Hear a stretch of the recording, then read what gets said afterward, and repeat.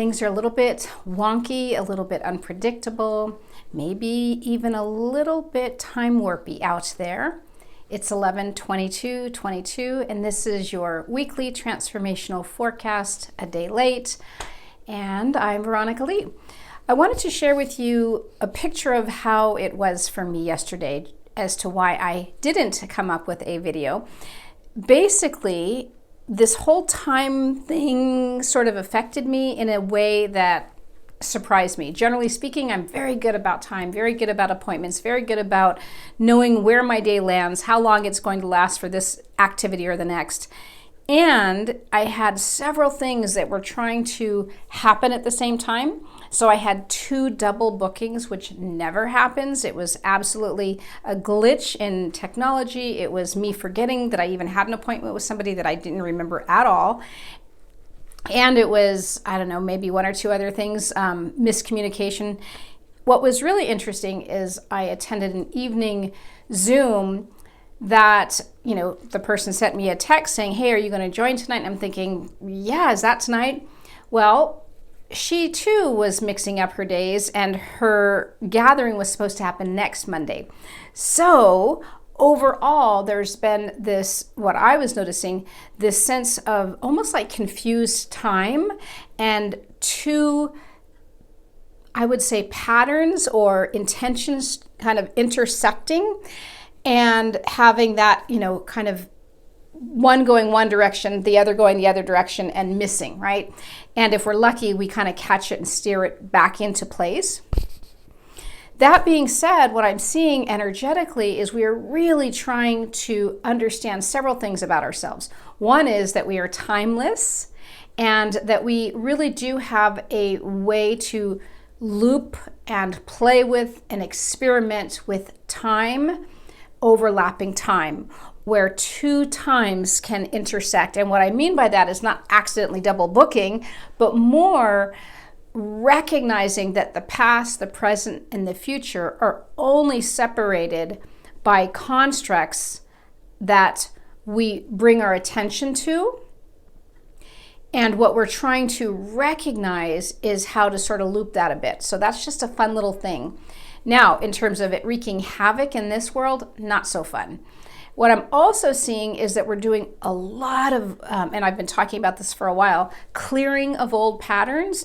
What it's showing up as, in particular this week, is more or less I would say a compassionate softening and settling into our foundation. What that might look like is, what are you doing in the home realm?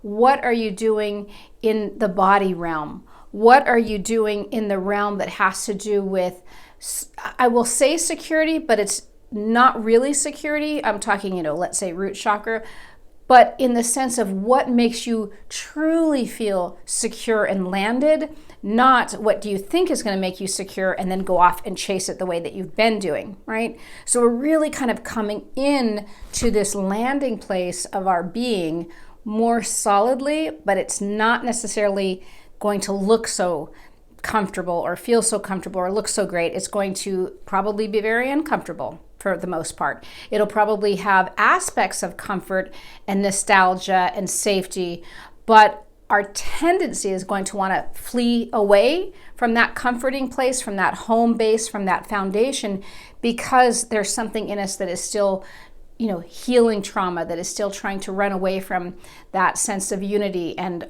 who we are here to be. Let's see if there's anything else. The other thing I'm seeing is that because people are spinning a bit, there is a little bit of a sense of lack of communication or miscommunication, which of course in and of itself can wreak havoc.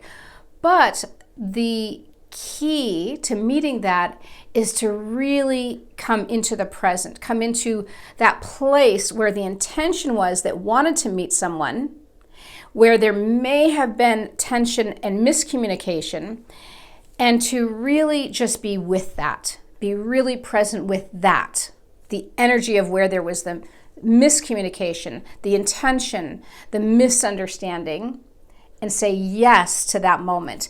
With that action, with that consciousness, creates a pause and it can help unlock patterning that will help us, again, land more comfortably into who we are, into our hearts. And therefore, it's not about finding the right things to say or about recommunicating or fixing something, but about coming into that landing place of our heart, of our being, that suddenly shifts and opens up for communication, or even no communication, to take place, and that resolve, or that's what we were trying to get to, right?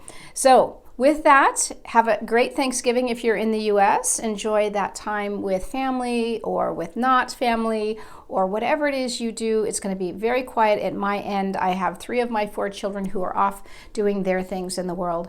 And it's going to be, I would say, inwardly peaceful in the way that I'm offering up to you. So we'll see you next week.